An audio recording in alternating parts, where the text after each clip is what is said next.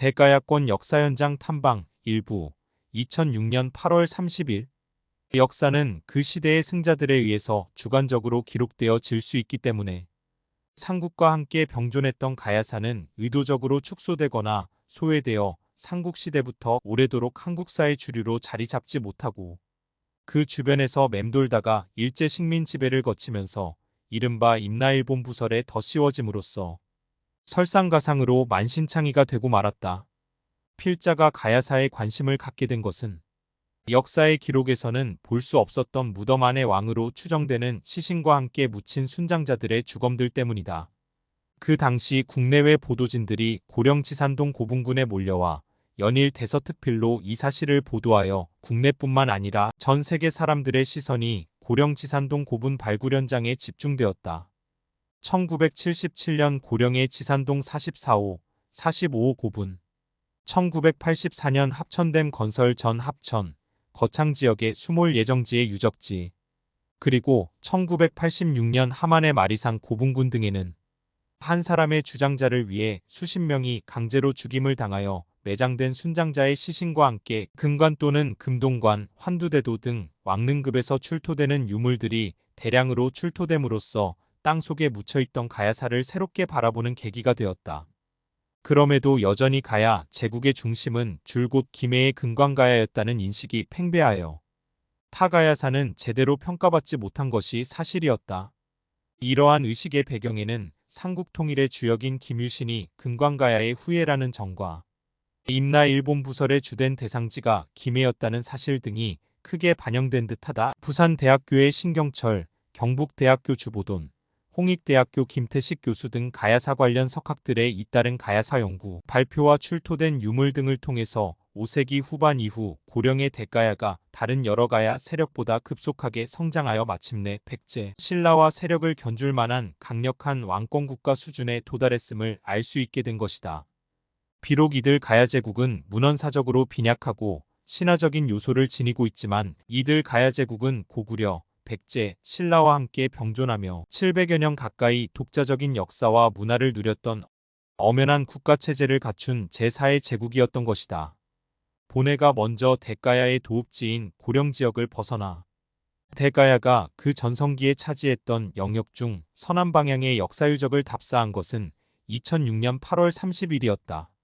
이날 아침 9시를 조금 지나서 이슬비가 무더운 대기를 식히면서 소리 없이 내리는 가운데 대가야 향토사 회원들이 대가야가 영역으로 차지했던 지역인 서남 방향으로 향했다.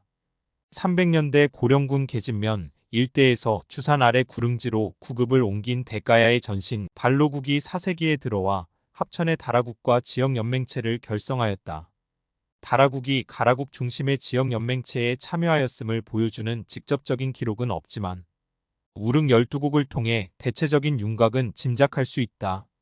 그런데 5세기에 들어와 가야 사회에 큰 충격과 변화를 초래한 것이 400년에 일어난 고구려군의 남정이다. 이 전쟁이 발생한 원인은 백제-가야-왜군으로 이루어진 연합군이 신라를 공격하였고 다급해진 신라가 고구려에 군사원조를 요청하여 고구려 광개토대왕이 보병과 기마병 5만 명을 보내 신라를 구원한 사건이 있었다.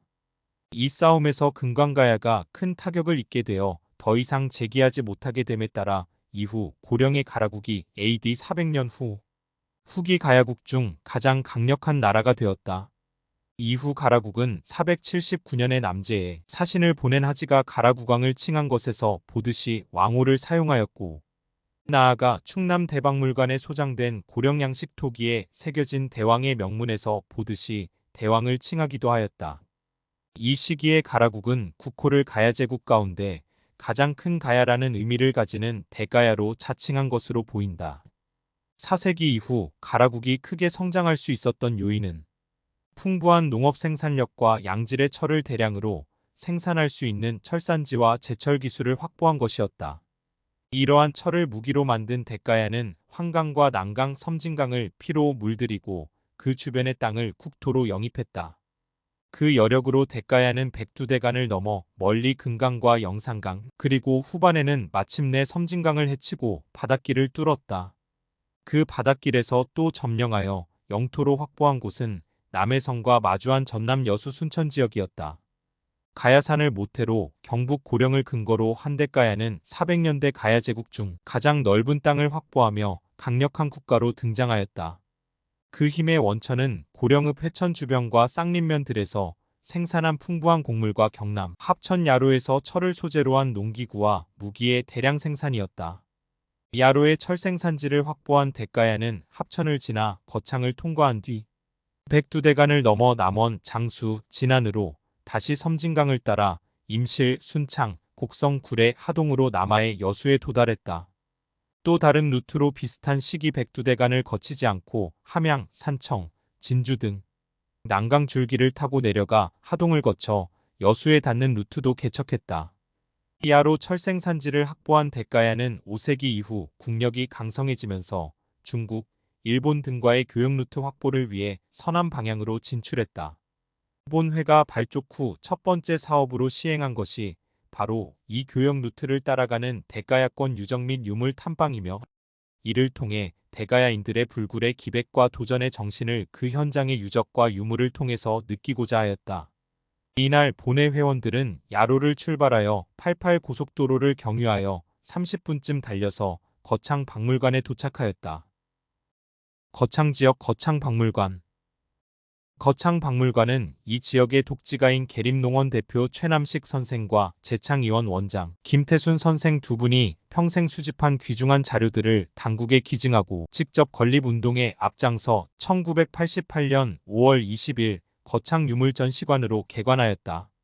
소장되어 있는 유물의 수는 1.2억 영여 점이나 되며 이 중에서 중요 소장품은 유형문화재 제275호인 대동여지도, 유형문화재 제311호인 송림사지석 조열의 좌상, 중요민속자료 제218호인 동계 정혼선생 관복, 유형문화재 제248호인 이보음 선생 실기 책판 등이며 이 외에도 다수의 중요 자료가 소장되어 있다.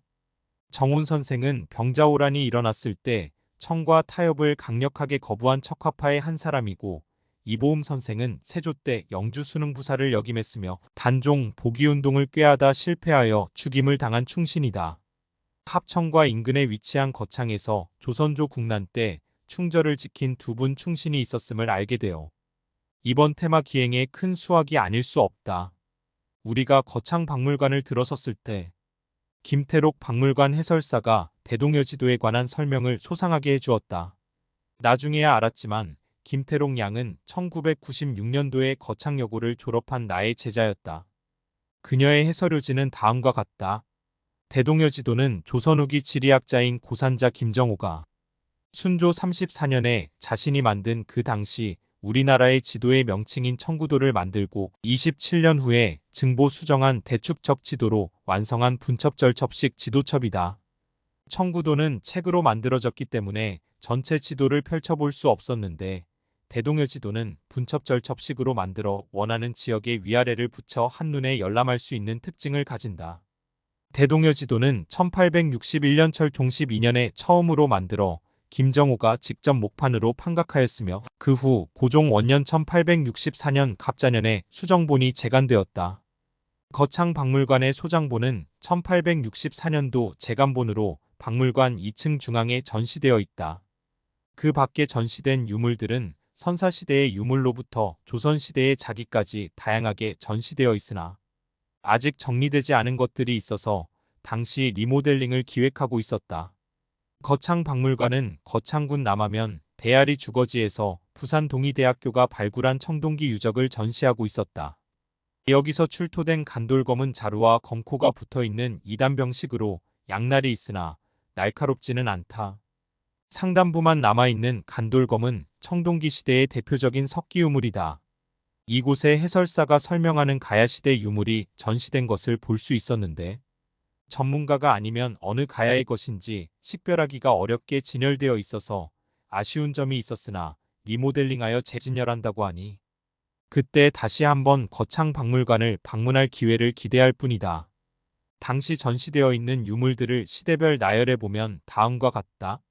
선사시대, 남하면 대아리 주거지 유적, 고인돌 유물석검, 대아리 유물 손망치, 마제석검, 화살촉, 돌도끼, 소형석부 등 7종. 가야시대, 컵모양 토기, 손잡이 잔, 소형잔, 방울잔, 굽다리 접시 등 9종 48점. 백제토기, 뚜껑 접시, 귀달린 항아리, 세발토기 등 4종 6점. 신라토기, 굽 달린 목 긴 항아리, 굽 달린 목 짧은 항아리 등 6종 6점.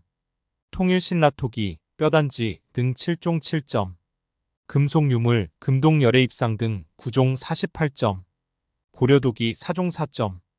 고려자기, 정자다각주전자 등 9종 15점. 조선자기, 백자필통 등 9종 28점. 이날 일행이 거창박물관을 방문한 후 다음 코스로 거창군 남하소재 무릉리 고분군을 찾아갔다.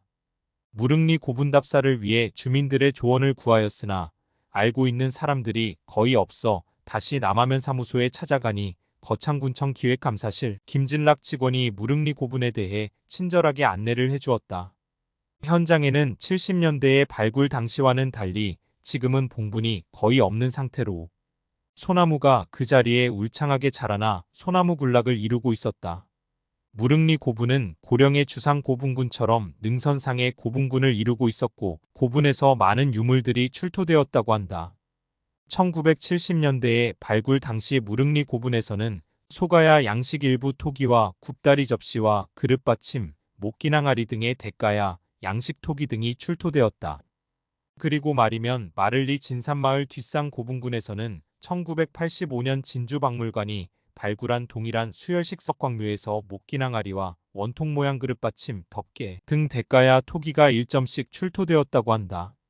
또한 마를리 1호 무덤에서는 소가야의 영향을 받은 발연기대, 삼각형 창인한 굽다리 접시, 광구화 등이 출토되었다. 이러한 사실로 보아 거창 지역이 가야국 시대에 먼저 소가야 고성 지역과의 교류가 있었고 대가야 전성기에 대가야에 통합되었음을 알 수 있었다.